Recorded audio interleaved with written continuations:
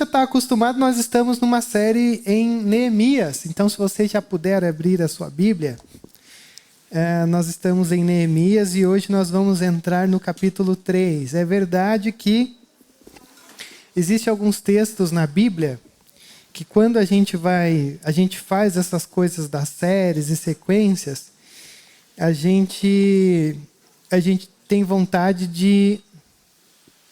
Como é que eu posso dizer? Uma pequena vontade de morrer. Não, estou brincando. Quando você chega em genealogia, ou quando você chega em nomes, é aquele momento crucial onde você fala assim, será que eu desisto de ser um pregador, como queira chamar?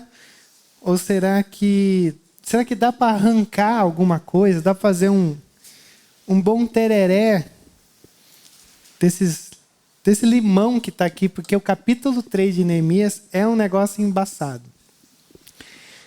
Mas a gente é brasileiro, a gente não desiste nunca. Então nós estamos no capítulo 3 de Neemias, não iremos pular, não faremos isso com você, até porque pular isso seria pular algo que o Senhor nos deixou. Então nós acreditamos que toda a palavra de Deus ela é inspirada, né? Paulo fala isso, é toda. Não é algumas partes, não é uma grande parte, é toda. Toda é tudo, a plenitude, cada texto aqui. Então, vamos tentar descobrir o que o Senhor tem para a gente aqui nessa noite, nesse capítulo cheio de nomes. Maravilhoso. Não vamos ler. Não porque parece chato, não é, mas porque a gente vai pegando alguns trechos, tanto que eu até avisei o pessoal, está todo mundo liberado, Lucas, pode sair daí. Não vai ser corrido, não é como geralmente a gente faz, e isso é o que me quebra, porque eu sou o tipo de pessoa que eu não gosto de inventar, eu gosto de caminhar no texto, mas aqui a gente tem que usar um outro método e tal, mas você não precisa saber, só precisa ouvir e usar o seu senso crítico de que o que eu estou dizendo é a palavra de Deus ou não. Então vamos orar. Eu quero que você abra a sua Bíblia aí, seja no aplicativo, seja no papel, mantenha ela aberta, que por mais que não é um texto corrido, eu não vou caminhar nele de uma maneira assim, mas obviamente as coisas que eu pensei estão aí, então isso é muito importante você acompanhar.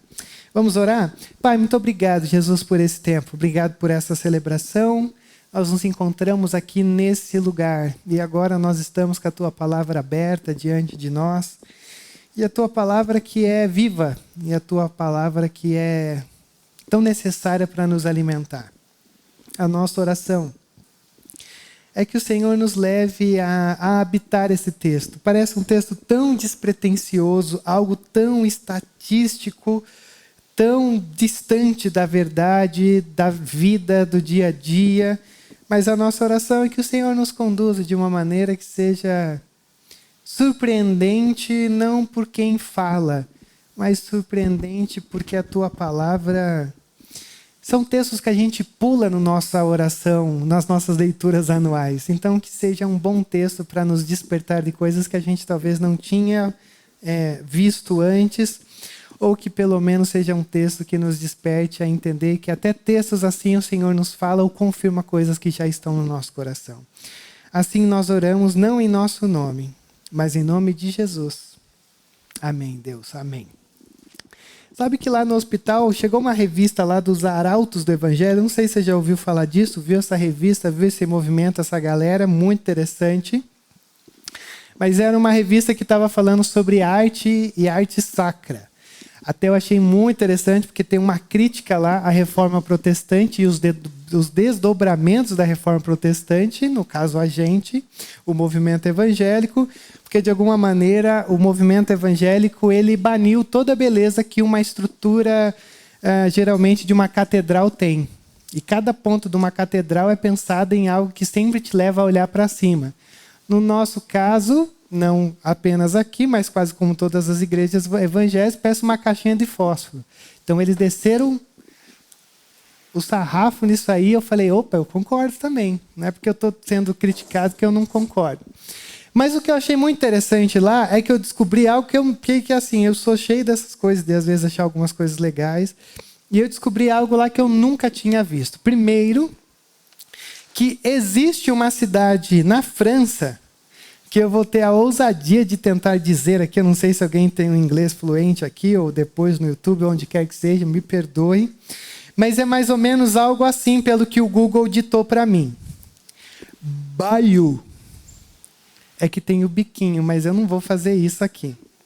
Mas essa cidade de Bayeux, na França, ela tem uma tapeçaria da Rainha Matilde. Alguém já ouviu falar dessa tapeçaria? Alguém já foi lá? Ninguém vai ter coragem de levantar a mão. Eu já fui. Nossa, todo mundo. E o que é interessante dessa tapeçaria é que é uma tapeçaria que está lá exposta no museu, nesse lugar. Às vezes é conhecida como a tapeçaria de Bayeux, ou às vezes a tapeçaria da Rainha Matilde. Como Matilde é um nome muito brasileiro, eu vou pela tapeçaria da Rainha Matilde. Mas o que é muito curioso é que essa tapeçaria ela é do século XI. Então você tem uma cota assim, de anos e séculos que ela ainda continua firme lá.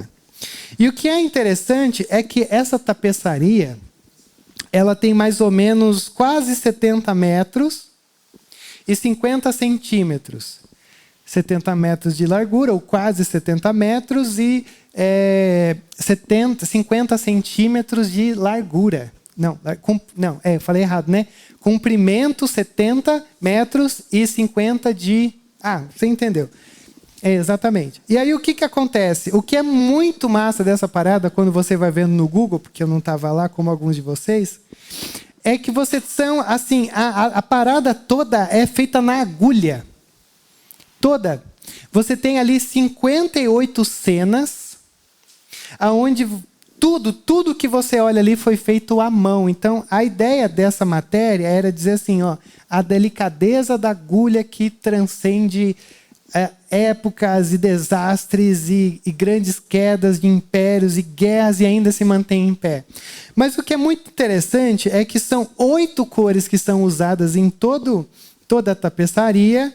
E no meio de várias figuras sérias e meio pitorescas e toda aquela coisa doida do século XI, você tem 626 personagens, 190 cavalos e mulas, 35 cães, 506 animais diversos, 37 embarcações, 33 edifícios e 37 árvores. E o que é legal dessa coisa toda construída na base da agulha é que isso daqui, na verdade, era toda porque, assim, nessa época, livros eram caros e as pessoas não tinham acesso. Então, toda a ideia de construir algo belo, principalmente nessa cultura sagrada, católica, era algo que as pessoas, os iletrados, eles compreendiam, aprendiam algo só vendo. Então, essa era a ideia. E essa tapeçaria, ela foi pedida pela Rainha Matilde, porque mostrava de alguma maneira quando a Normândia ela conquista a Inglaterra.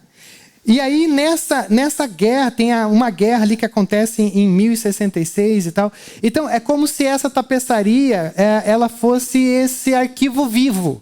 Não escrito de um livro, mas onde você pudesse olhar e falar assim, vencemos, e olha só que belo, um grande memorial. E aí o que é muito interessante dentro disso é você olhar um pedaço da história, muito importante, porque quando você olha para esse fato, ele muda a maneira como o Ocidente se olha, cultura, religião, política e tal. Mas o que é muito interessante, e o foco dessa matéria de revista, é dizendo assim, olha, um pedaço de tecido venceu 8 séculos. Um pedaço de tecido venceu 8 séculos. Monumentos caíram, catedrais caíram, muitas coisas caíram, mas um pequeno entre aspas, pedaço de tecido conseguiu permanecer em pé, contando uma história com os seus 626 personagens e todas aquelas coisas, 58 cenas com 8 cores de fios tingidos. Quando a gente olha para o texto de Neemias 3, para mim o que a gente tem aqui nesse texto é Deus bordando uma história.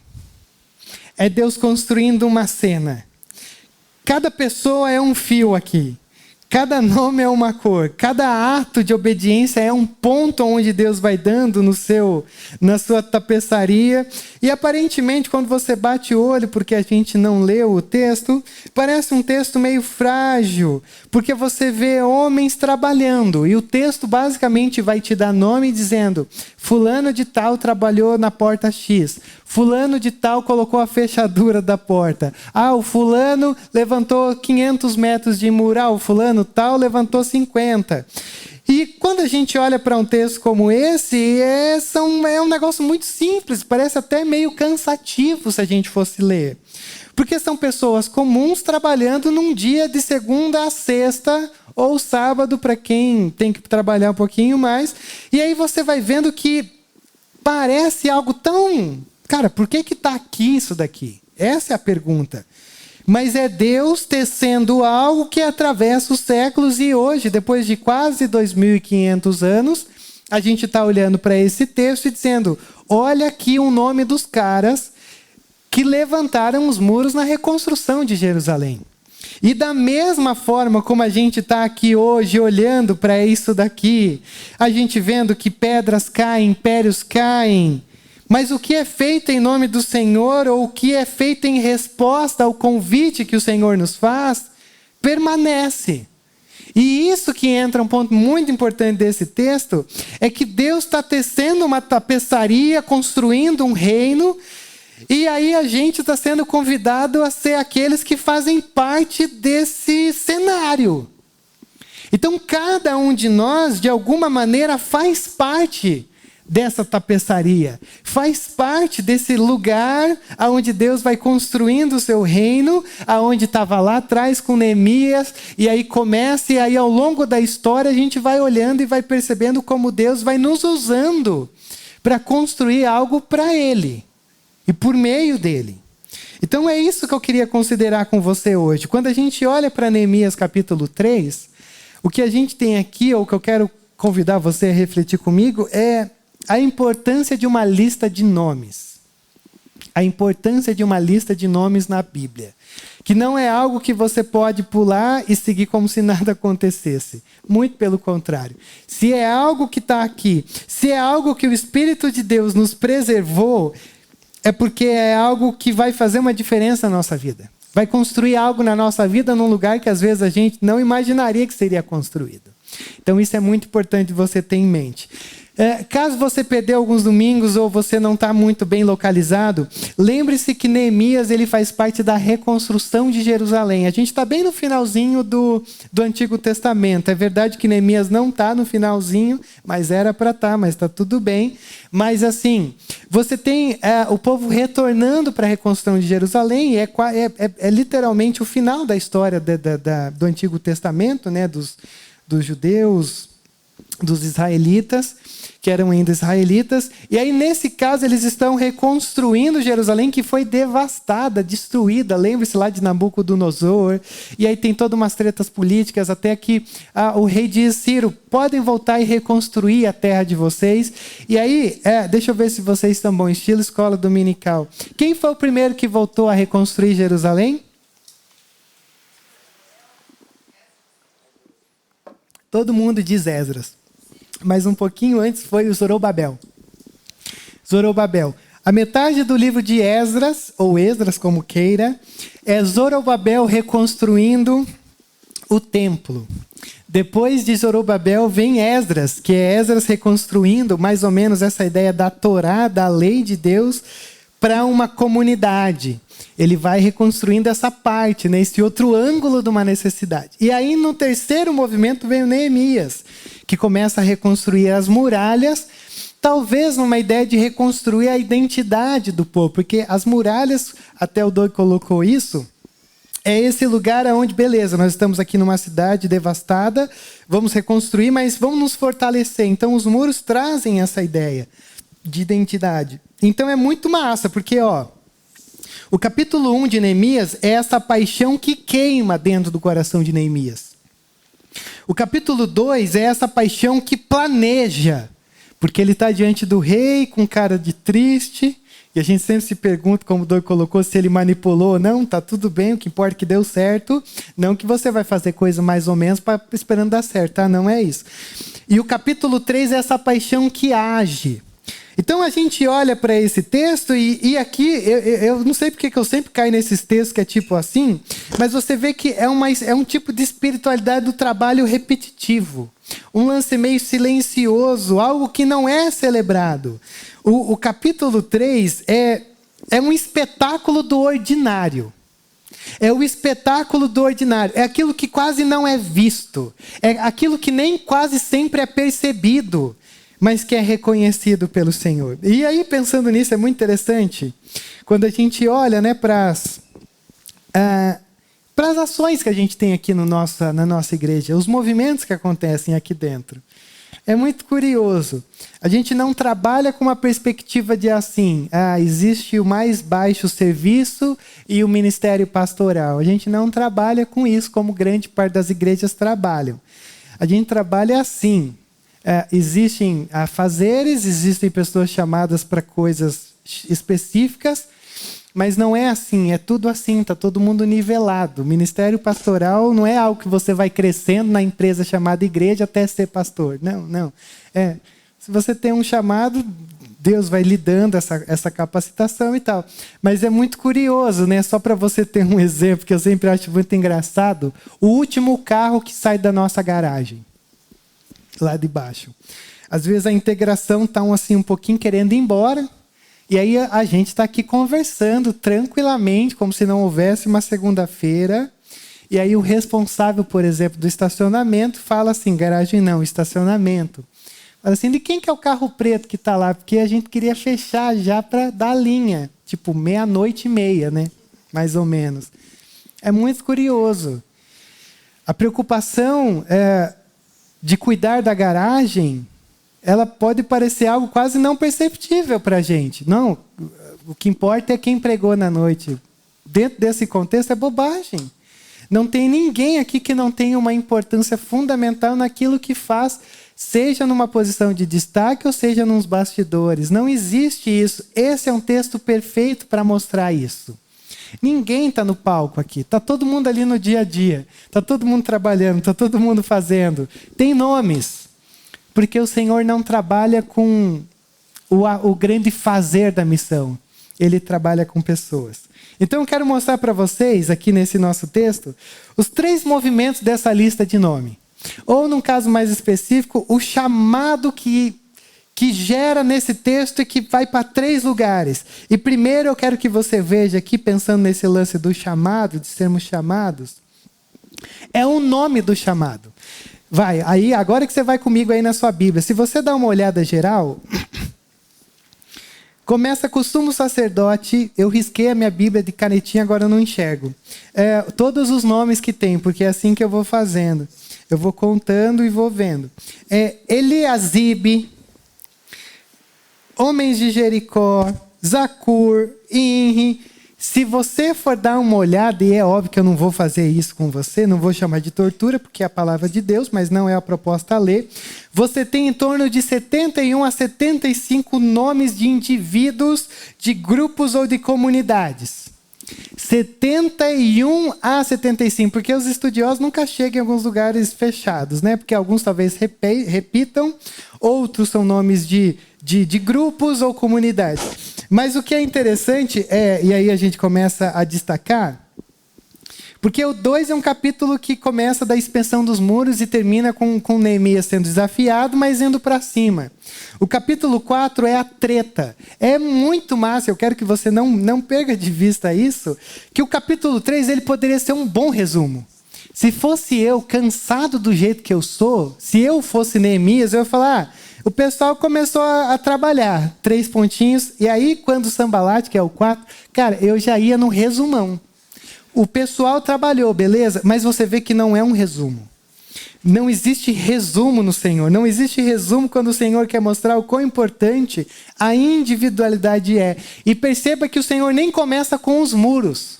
Ele não começa dizendo, então os muros eram assim. Não. O Neemias, ele começa com um nome. Ele começa já com o nome do sumo sacerdote para dizer assim, o que a gente está fazendo aqui é sagrado, tá? não é algo bobagem, não é algo político, geográfico, não é uma ideia de algum governante, não. É algo sagrado para nós. Então veja que Deus ele faz questão de registrar nomes. Eu vou sempre no 75, porque Deus ele não trabalha com massa, ele trabalha com gente.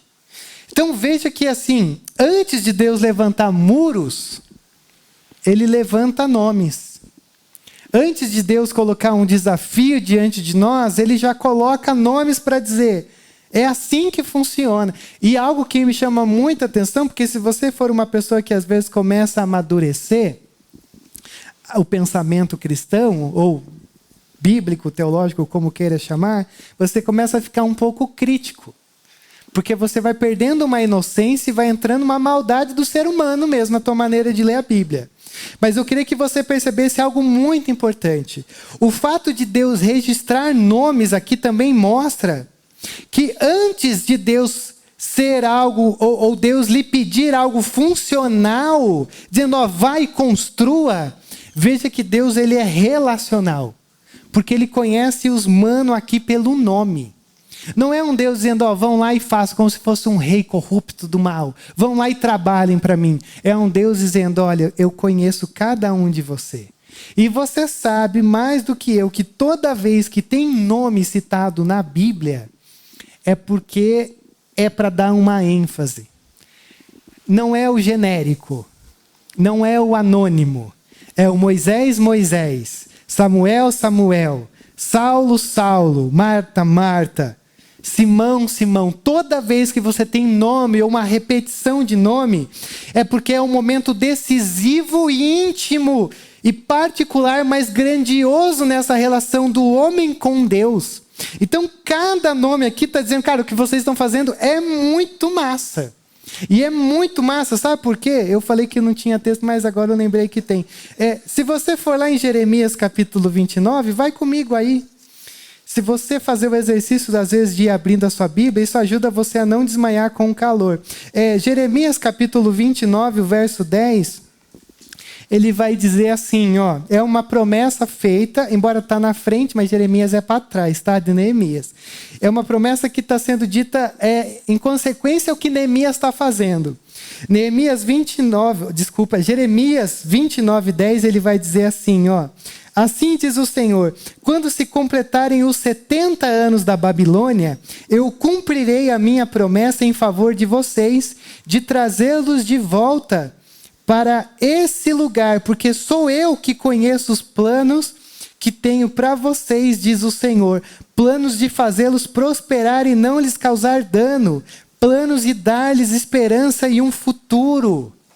O Senhor está dizendo, quando se completarem os 70 anos do cativeiro, vocês vão voltar. E é exatamente isso que começa o livro de Esdras. Quando Ciro conquistou e completou os 70 anos, Ciro falou, podem voltar. E o que é curioso, então, é que esse é um texto profético onde Jeremias está dizendo para o povo distante, antes de Neemias, dizendo, ó, vocês vão ser levados cativos, mas quando completarem os 70 anos, vocês vão poder voltar. Olha o capítulo 70 eu estou meio doido hoje, é o calor. O capítulo 30, verso 18, ele diz assim... Assim diz o Senhor, mudarei a sorte das tendas de Jacó e terei compaixão das suas moradas. A cidade será reconstruída sobre as suas ruínas e o palácio no seu devido lugar. Mais uma promessa de restauração. O capítulo 31, o verso 38, ele vai dizer assim, ó, do capítulo 31 de Jeremias. Estão chegando os dias, declara o Senhor, em que essa cidade será reconstruída para o Senhor. Desde a torre de Ananeel até a porta da esquina. A corda de medir será estendida diretamente até a colina de Garebe, indo na direção de Goa. Todo o vale onde cadáveres e cinzas são jogados e todos os terrenos ou terraços que dão para o vale do Cedron, a leste, até a esquina da porta dos cavalos, serão consagrados ao Senhor. A cidade nunca mais será arrasada ou destruída. Por que eu estou lendo isso para vocês? Porque a gente tem uma lista de nomes, e esses nomes ou essas pessoas, eles não estão construindo um futuro. Eles estão vivendo dentro de uma promessa. E isso daqui faz uma grande diferença para mim e para você.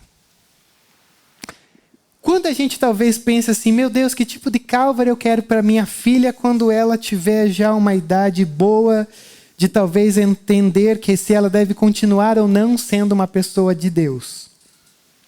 Quando chegar o momento de se converter, que tipo de Calvary eu quero me encontrar? E a gente às vezes pode cair num discurso de pensar, vamos construir uma igreja para os nossos filhos, seja boa, seja saudável, e está tudo ótimo. E é exatamente isso que a gente vai fazer. Mas o que a gente às vezes tem que pensar é que não é só isso. E isso é um jeito humano da gente tentar se estruturar para não fazer bobagem e cometer um monte de coisa errada aqui dentro. O que a gente tem que lembrar é aquela simples, mas profunda promessa de que o império das trevas não prevalece contra a igreja. E o que isso significa? Que a igreja derruba portas infernais porque ela avança. Em outras palavras, a igreja ela tem sucesso com a missão de Deus. A igreja ela vai avançar, ela vai prosperar. Não num sentido maluco, mas num sentido saudável. Quando essas pessoas se envolvem na reconstrução dos muros, era difícil pra caramba, como já eu vou te mostrar. Mas o que acontece aqui não é que eles estão só pensando em termos uma família e termos uma cidade fortificada. Eles estão vivendo dentro de uma promessa. E viver dentro de uma promessa faz uma grande diferença na maneira como a gente ouve o nosso chamado. Porque quando você vive dentro de uma promessa, você escuta o seu nome sendo chamado. Quando você vive dentro de só fazer as coisas certinhas, você vive como massa, como coletivo no sentido ruim, como se Deus não tratasse individualmente, mas só dissesse, vão tentando fazer alguma coisa aí. Isso faz uma grande diferença na maneira como nós ouvimos o chamado que Deus tem feito para cada um de nós. E talvez você diria, que bom seria, Rodrigo, se o Senhor aparecesse para nós num sonho ou como queira e dissesse, eu estou te chamando para algo. E geralmente não é assim que vai acontecer. Mas a palavra é viva. E quando a gente abre esse livro e a pessoa que está ensinando está interpretando da maneira certa, o que é você tem o dever de não ser tolo e aceitar tudo. E se a palavra está te chamando para vir, venha. Não espere um convite divino, que às vezes é estranho demais imaginar o sobrenatural te visitando no teu quarto. Mas venha. Venha por mais pequenos, simples e frágeis sejam os pregadores. Venha, porque Ele te chama pelo nome. Porque nesse reino não existe nem maior e nem menor. Se você olha lá para o capítulo 13 de Neemias, e aí você volta, o capítulo 13, o capítulo 3, meu Deus, o verso 13 e 14, o texto vai dizer assim, a porta do vale foi reparada por Anum e pelos moradores de Zanoa. E eles a reconstruíram e colocaram as portas, os ferrolhos e as trancas no lugar. Então os caras fizeram todo o lance das portas, porque aqui tem 1 bilhão de portas, tá? Um outro momento a gente fala sobre isso. E mais do que colocar essas portas e tudo mais, e as trancas e todo esse lance aqui, também repararam 450 metros do muro até a porta do esterco. Já no verso 14, olha só o que o texto vai dizer. A porta do esterco, aliás, que curioso, a porta do esterco, foi reparada por Malquias, filho de Racabe, governador do distrito de Bet-Haquerem. A gente vai chutando esses nomes aqui. E ele a reconstruiu e colocou as portas, os ferrolhos e as trancas no lugar. Você olha o verso 13, diz que os caras colocaram porta, fecharam todo o esquema, mais 450 metros de muro. E aqui vai falar sobre Malquias colocando uma porta e está tudo bem. Cara, isso aqui parece bobo, mas é muito extraordinário. Primeiro porque não tem figurante nesse lugar. Você serve com aquilo que está do tamanho da tua mão. Você serve, na verdade, do tamanho da realização que você consegue realizar. Se você consegue fazer portas e 450, maravilhoso. Cara, eu só consigo uma porta. Maravilhoso também. Não é por isso que eu não vou citar o teu nome e dizer que você não colocou, não colaborou com essa obra. Porque não existe tamanho de realização que o Senhor não honre. Seja algo grande, seja algo pequeno, você está sendo chamado a ser fiel àquilo que você está sendo desafiado a viver. Então não é sobre grandeza, não é sobre metros, sobre portas. É sobre ser fiel no pouco. É sobre ter sabedoria naquilo que o Senhor está colocando nas tuas mãos. Porque a nossa cultura, ela sempre vai incentivando você a viver na dinâmica do destaque. Se destacar para então ter algo a ser honrado. Ou mais trabalho, dependendo do lugar onde você esteja. Porque quanto mais bom você for, mais trabalho vão te dar. Mas o Senhor, Ele coloca que a dinâmica do reino é diferente. Não é sobre você ter destaque. É sobre você pertencer e dizer, hoje eu consigo só encaixar essa porta. E ambos estão sendo citados. Sem contar que nessa lista que a gente tem aqui, no texto todo, tem sumo sacerdote, homens de Jericó, homens de Gibeon, ourives, perfumistas, o pessoal da Boticário, governadores, levitas, compatriotas, servos do templo, homens de Tecoa, comerciantes. O Neemias faz questão de dizer uma renca de gente que estava trabalhando numa mesma coisa. Mas eu acho interessantíssimo ele dizer o que cada um fazia. Porque assim, você já percebeu que às vezes a gente faz coisas na igreja que talvez você nunca imaginou que ia fazer em qualquer outro lugar? Tipo, o cara é perfumista e está trabalhando de pedreiro. É basicamente isso que está acontecendo. E o que eu acho muito fantástico nisso daqui é que eles não são especialistas em construção. Mas eles estão usando o talento comum, o básico, o simples. Isso é muito curioso, porque Deus ele não trabalha num negócio do tipo um trabalho espiritual. Ser pastor é um trabalho espiritual. Nesse contexto, veja que Deus ele santifica o trabalho comum. Ele vai puxando a rede para baixo e dizendo, veja como é comum. Não tem um púlpito, não tem uma pregação, não tem louvor, não tem nada. É básico, é massa, é pá, é tijolo. Não é bem tijolo, mas porque o pessoal, os livros comuns da escola dizem que esse muro aqui foi horroroso. Mas eu não sei se eu concordo com eles ou não. Mas o que acontece aqui é que você vai vendo que ele vai puxando para o cotidiano, porque assim, a nossa ideia é a ideia de avivamento. Embora essa palavra seja muito complexa e muito discutida, mas veja que um avivamento, ele não é uma fuga do mundo. Ele é a redenção do cotidiano. Porque Deus, ele vai nos formando, às vezes, na repetição do cotidiano e não em eventos extraordinários. Eventos extraordinários é muito maravilhoso. Maravilhoso a gente estar aqui, cantar e o pelo do braço arrepiar e você na sua crença dizer assim, eu senti a presença de Deus. Maravilhoso. Mas como é maravilhoso quando a gente tem uma conversa intencional e profunda no nosso ambiente de trabalho. Porque a gente está falando de reconstrução, de muro e tal, e você não pode pensar ou aplicar tudo isso dizendo assim, o que eu posso servir na igreja? Qual é o muro que eu tenho na igreja para levantar? Não é isso. Esse é um texto que está convidando você a viver de uma maneira intencional como um ser do reino aonde quer que a planta dos teus pés pisem.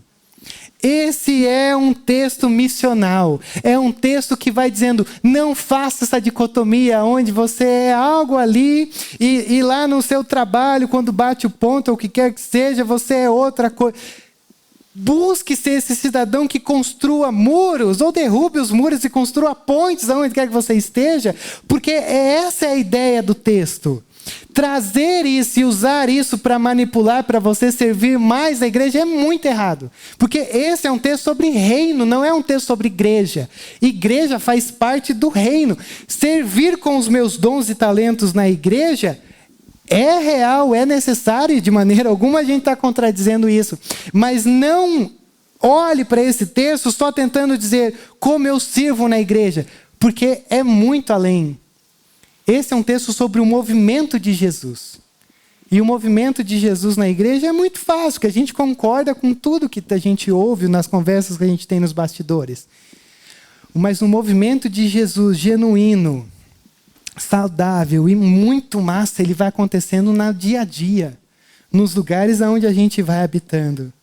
Então veja que esse texto é um texto que nos apresenta o Evangelho. Porque assim, status não define o valor, está todo mundo aqui com a mão na massa, literalmente. Profissão não determina a importância. E cada pessoa tem um lugar ou um nome nessa obra do reino, na construção desse reino. Então veja que Deus, ele não conserta você. Deus, ele recria você pelo nome, para algo muito maior, para você pertencer a esse reino que vai sendo construído no dia a dia, que Jesus está fazendo através do relacionamento, da escolha, da intimidade, de pertencer a esse reino. Então, esse é o primeiro movimento dessa lista de nome. É o nome do chamado. Cada um de nós está sendo chamado a fazer parte disso. A ter a nossa cena, simplesinha, pode ser até de 1 centímetro na tapeçaria divina. Mas quando é o Senhor que faz com as suas agulhas, eu tenho certeza que ela atravessa séculos. E por menor que possa ser aquilo que a gente faz parte do todo. Porque uma cena só da tapeçaria não faria ela tão esplêndida. O que faz ela ser maravilhosa é que são 58 cenas. A segunda coisa que eu quero que você veja nessa lista de nome é o coração do chamado. Porque, olha só, se você olhar os verbos desse capítulo,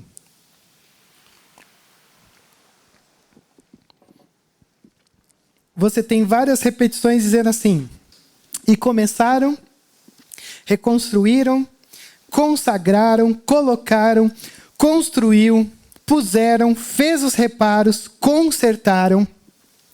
E cada uma dessa experiência é muito interessante, porque não é só um nome que é consagrado, que é dado, que é enfatizado. Mas é essa ação, porque a voz de Deus não é um mero som a ser ouvido, mas é uma ação a ser vivida. O Evangelho nos convida a ser não uma mensagem que a gente apenas concorda, mas que a gente vai buscando vivenciar. Então, é por isso que é muito interessante o capítulo 1 e 2 de Neemias ser um movimento para dentro de Neemias, e o capítulo 3 ser um movimento para fora. Não é à toa que você pega as cartas de Paulo, quase todas vão trabalhar com esse raciocínio. A metade do livro é, entre aspas, uma teoria dizendo assim, ó, você foi salvo, você foi eleito, consagrado, ungido, tudo que você possa imaginar, para viver bem em comunidade, viver bem em sociedade, se relacionar bem, buscar crescer, ser cheio do Espírito. Aqui é a mesma coisa. É um capítulo voltando para Deus, mexendo aqui dentro, para Deus mexendo do lado de fora. E o que é interessante, então, são todos esses verbos que estão aqui, mas que, curiosamente, não é uma loucuragem desenfreada. Veja só, por exemplo, o verso 10, com a sua Bíblia aí e a minha cheia de risco. Ao seu lado, Gedaías, filho de Harumaf, fez os reparos em frente da sua casa. Olha o verso 23. Depois Benjamim e Hasub fizeram os reparos em frente da sua casa. Olha o verso 29. Depois deles, Zadok, filho de Imer, fez os reparos em frente da sua casa. E o verso 30. Depois Ananias, filho de Selemias, e Anum, filho de Zalaf, fez os reparos do outro trecho. Ao seu lado, Mesulão, filho de Berequias, fez os reparos em frente da sua moradia. É muito massa, porque o Neemias, ele faz um arranjo das coisas ali, pensando na motivação e conveniência dos trabalhadores. Ele faz assim, gente, a gente tem que fazer um muro assim, e ó, você mora aqui. Cara, pega a tua parte, consegue fazer a parte do muro ali? Consigo? Neemias, é por isso que o pessoal usa esse livro para liderança, e eu tenho agonia de quem faz isso. Mas ele é muito inteligente. Embora lá no final ele bateu em todo mundo, mas aí você fica lá pro final, o Doug vai se virar lá no final com isso. Ele está otimizando os recursos. E é muito interessante porque essa ideia de construir um muro na frente da sua casa te dá uma coisa de pertencer àquilo, porque você está reconstruindo para proteger a sua casa. Então, cada um fazia ali a sua parte. Então, talvez isso é muito simbólico e, ao mesmo tempo, é muito triste, porque um movimento de Jesus, ele seria interessante quando ele começa onde a gente mora e não aonde a gente assiste. Comece da onde você está ali, daquilo que você habita, da onde as pessoas te conhecem, daquilo que é comum, daquilo que parece o mais perdido dentro de uma rotina tão ordinária. E aí então ele coloca dizendo que é quase um segredo você ter as pessoas nos lugares certos, porque as pessoas sabiam o que tinham que fazer.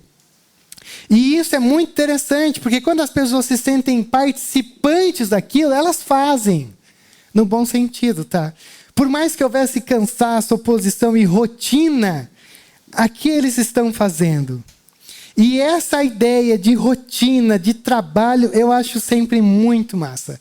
Porque eu sou um tichinho oriano, que é aquela mana lá da igreja anglicana, que escreve um monte de coisa de vida comum, ordinária.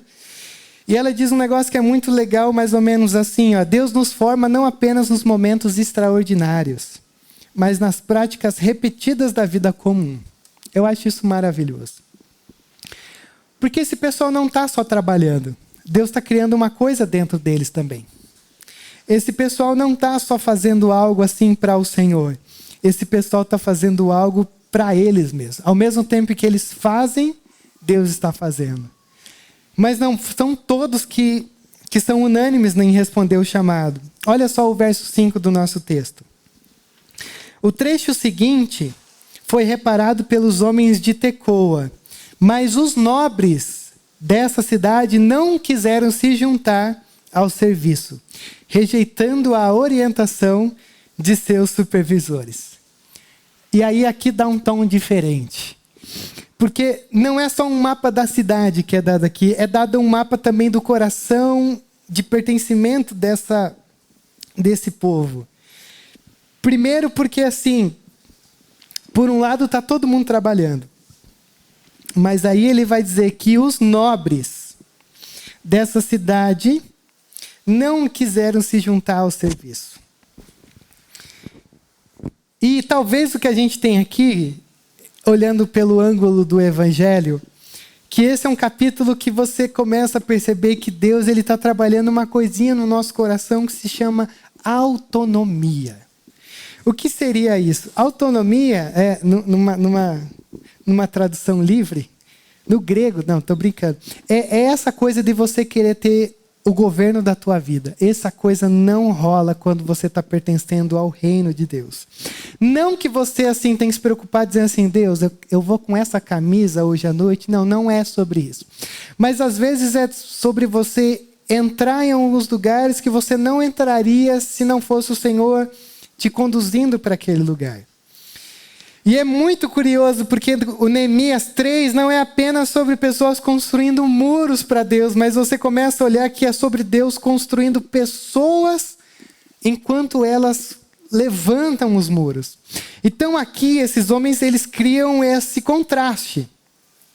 Todo mundo está dizendo que o reino de Deus venha, vamos nos submeter, confiar e servir. Esses homens não. Esses homens são essa coisa da autonomia, é o meu reino, eu controlo, eu quero o meu conforto. Ele dá uma orientação aqui dizendo que são os nobres, não faço julgamentos. Mas o que é muito interessante é que esses homens, eles estão resistindo ao chamado divino.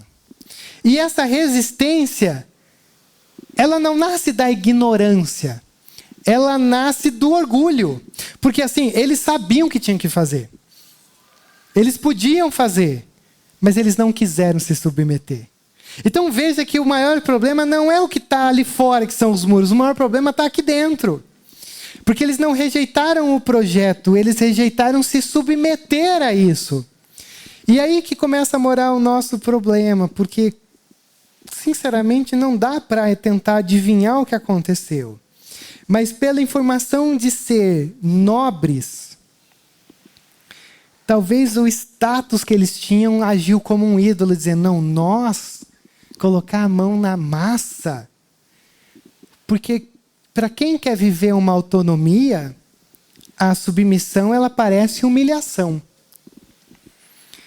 Então eles não estão recusando Deus, eles estão se recusando a se diminuir.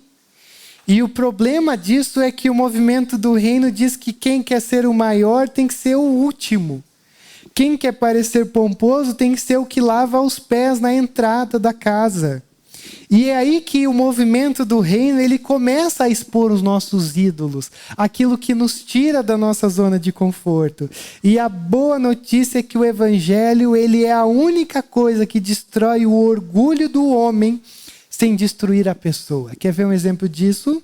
Quando você tem, por exemplo, o próprio Pedro dizendo assim, jamais te negarei, nunca te abandonarei. Algumas horas depois, 3 vezes ele nega a Jesus. E isso para ele, talvez, ele diga, cara, o que eu fiz assim não foi uma negada, foi 3. Então 3 é você ter muita certeza do que você está negando. E o que é muito curioso é que quando Jesus sabia de tudo isso, e Jesus fala, vão lá me encontrar no mar da Galileia, o Pedro ele diz, eu vou pescar. Na minha perspectiva, o Pedro ele diz, eu fracassei como servo de Jesus, como discípulo de Jesus. Então o que me resta é voltar para o meu antigo trabalho de ser pescador. E é curioso, porque Jesus pega Pedro e diz, vamos ter uma conversa ali, faz uma enrolação ali num cenário e tal. Depois eles começam caminhando, e aí Jesus por 3 vezes pergunta, tu me amas? E Pedro, Na terceira, Pedro fala, Senhor, o Senhor sabe que eu te amo, mas o Senhor sabe que pode ser que daqui a pouco eu deixe de te amar. O Senhor sabe que eu te amo, mas o Senhor sabe também que eu sou muito rapidinho de fazer as coisas tudo errado. O que Jesus está fazendo? Jesus está quebrando o orgulho de Pedro, a autonomia de Pedro, dizendo assim, cara, você acha que sabe alguma coisa, você não sabe nada. Só vai indo nesse movimento. E quando a gente olha para esse texto, o coração do chamado, ele é um grande desafio que a gente tem, às vezes, da gente viver essa perspectiva de se submeter. Porque a gente não gosta de submeter, a gente gosta de controle. A gente tem todas as desculpas que a gente possa ter para não estar servindo aonde a gente é chamado para servir. Mas esse é um texto que nos convida a vivenciar essa missão. De não ser como os nobres de Tecoa, que a gente possa dizer, Senhor, me dê um balde pequeno, porque eu estou meio cansado ultimamente, mas também me dê um, assim, Senhor, eu não consigo nem a porta. Pode ser só aquela grade assim para o cachorro não passar por lá de lá, que você só rosqueia aqui, pode ser, vai assim. É inteligente, a gente tem que ser muito inteligente quando a gente pensa nas coisas de Deus.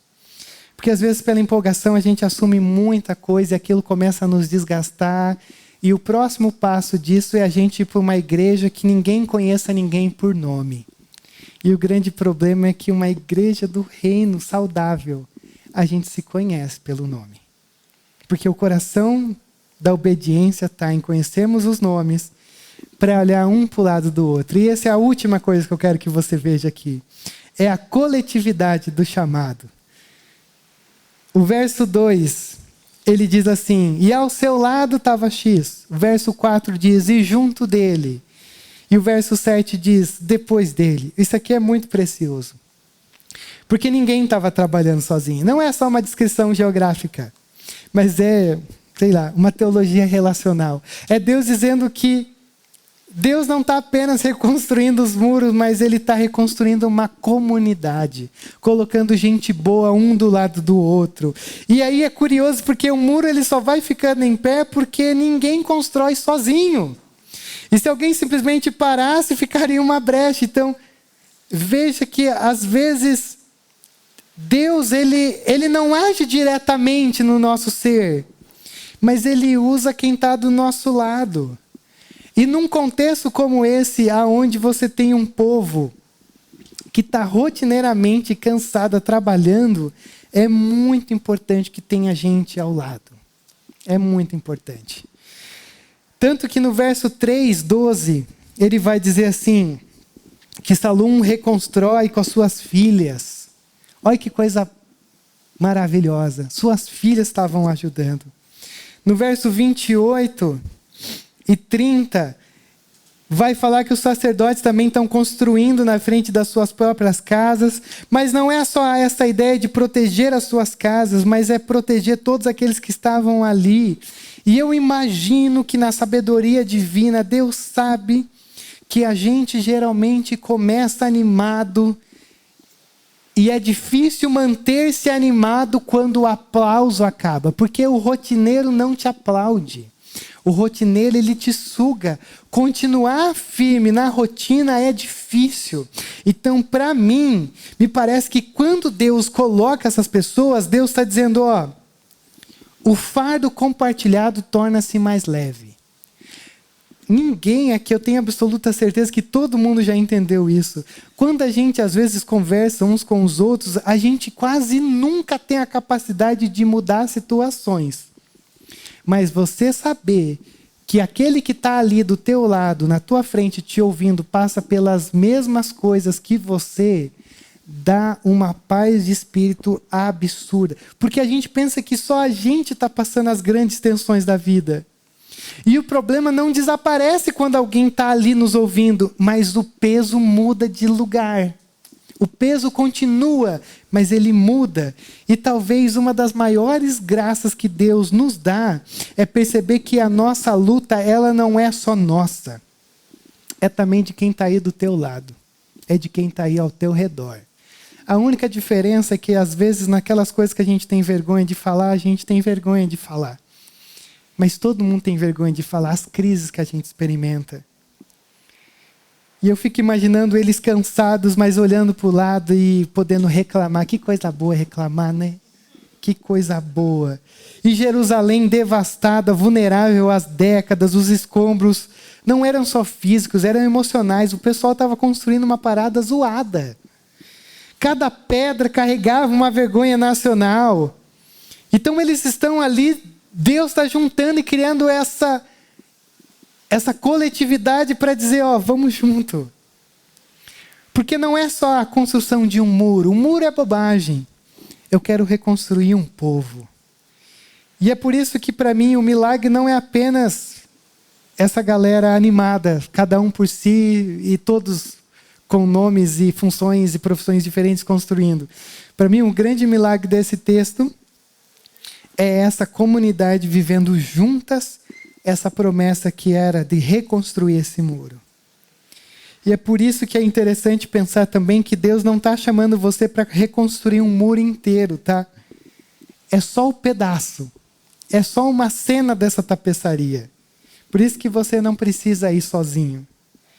E o que é mais curioso é que quando a gente olha para todo esse texto, toda vez que as palavras edificou, reparou, são colocadas, elas são colocadas de um jeito que cada um terminou aquilo que começou lado a lado.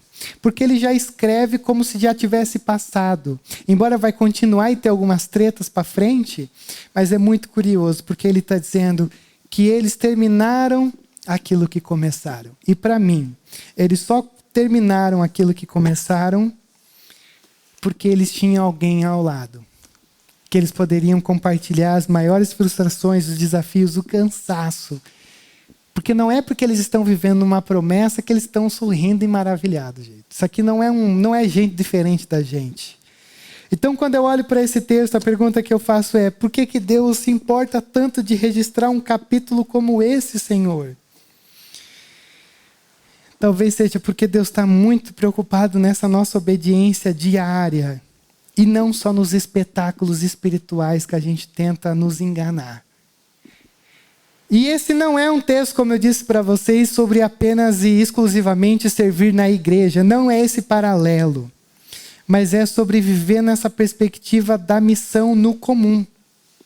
Lá em Hebreus capítulo 12, verso 28, o autor vai dizer que nós estamos recebendo um reino inabalável. E veja que o autor diz, nós estamos recebendo. Ele não diz, nós estamos fazendo. O Senhor Jesus, ele está construindo o seu reino.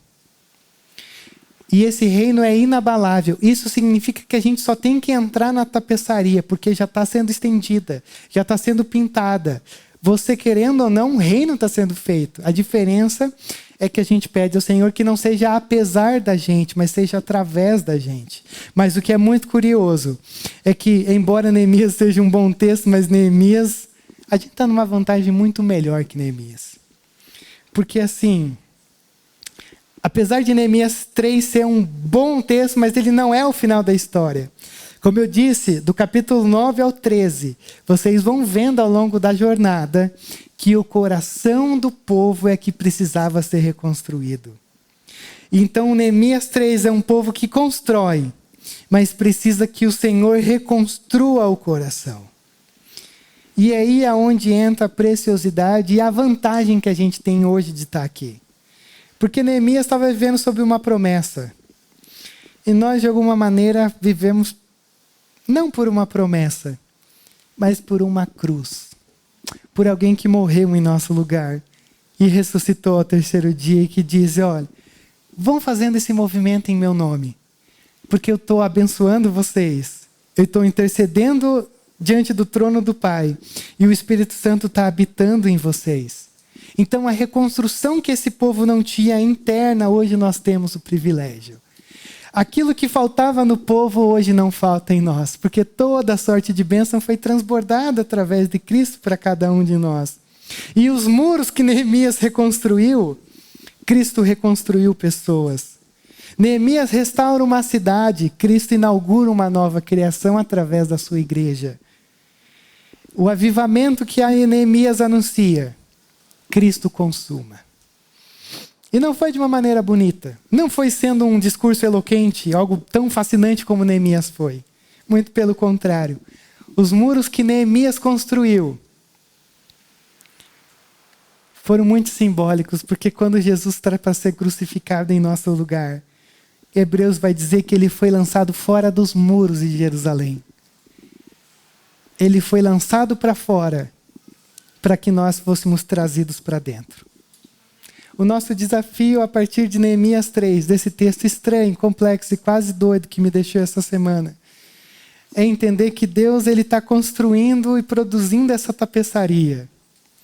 E que a nossa obediência diária, por mais difícil que seja, é esse fio que ele vai colocando na sua tapeçaria. E não é à toa que Apocalipse e vários outros livros adoram falar sobre o livro sagrado de Deus, com o nome de todos aqueles que pertenceram a esse reino, que fizeram por esse reino. Então eu quero convidar você nesse momento para a gente orar juntos sobre isso. Pedir a bênção de Deus sobre nós.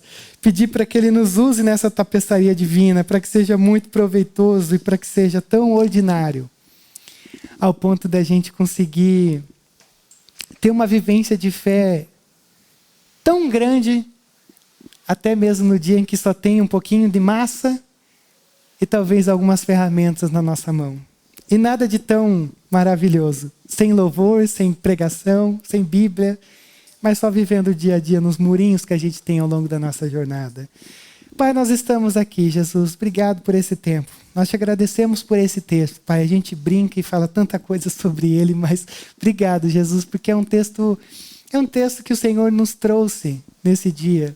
E a nossa oração é para que cada coisa que dita, Senhor, da Tua palavra, através da Tua palavra, seja algo que produza em nós algo que nunca foi produzido antes. Essa é a verdade. Nós estamos construindo, nós estamos dentro dessa tapeçaria imensa do Senhor. Aquela tapeçaria durou alguns séculos e ainda dura, mas a gente sabe que elas não são eternas. E aquelas pessoas também já vieram a morrer. E a gente sabe que aqueles que fazem pelo Senhor será para sempre, para uma toda eternidade.